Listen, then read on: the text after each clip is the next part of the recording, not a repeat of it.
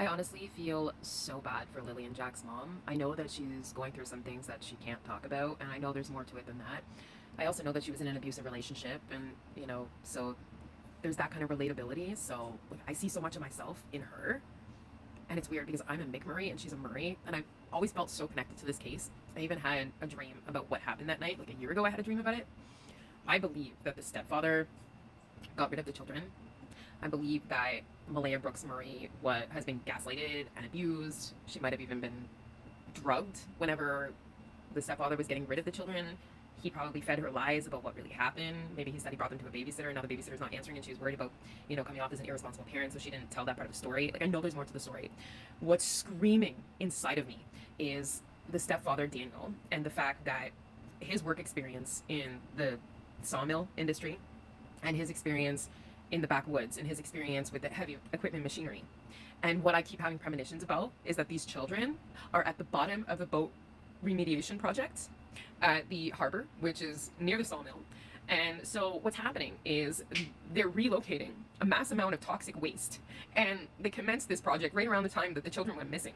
So I believe that Lily and Jack Sullivan are at the bottom of this boat harbor remediation project, covered now in toxic sludge. And it would take millions upon millions of dollars to unearth them for this what if and this hunch and this just in case.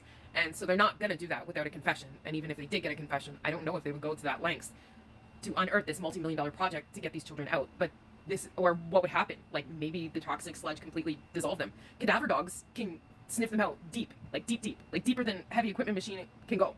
However, if they were covered in toxic sludge, it'd be a different story, now wouldn't it?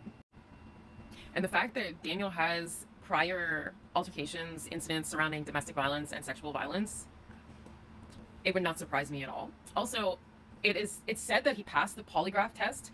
However, I just want to point out that psychopaths and sociopaths often have the ability to pass polygraph tests. However, let me tell you, his mother did not. And you can look into this. His mother, who lives on the property behind the trailer, failed the polygraph test for the missing children. It was inconclusive. So, figure that one out. The mother knows more than what she's saying as well. People are wondering why Malaya left the property when her children were supposedly missing there. Her children were never missing there. She either already knew they were dead, or she didn't know where they were, and she knew that Daniel was gatekeeping it, and she wanted to kind of like placate whatever was going on with him so that she could get to the bottom of where her children were.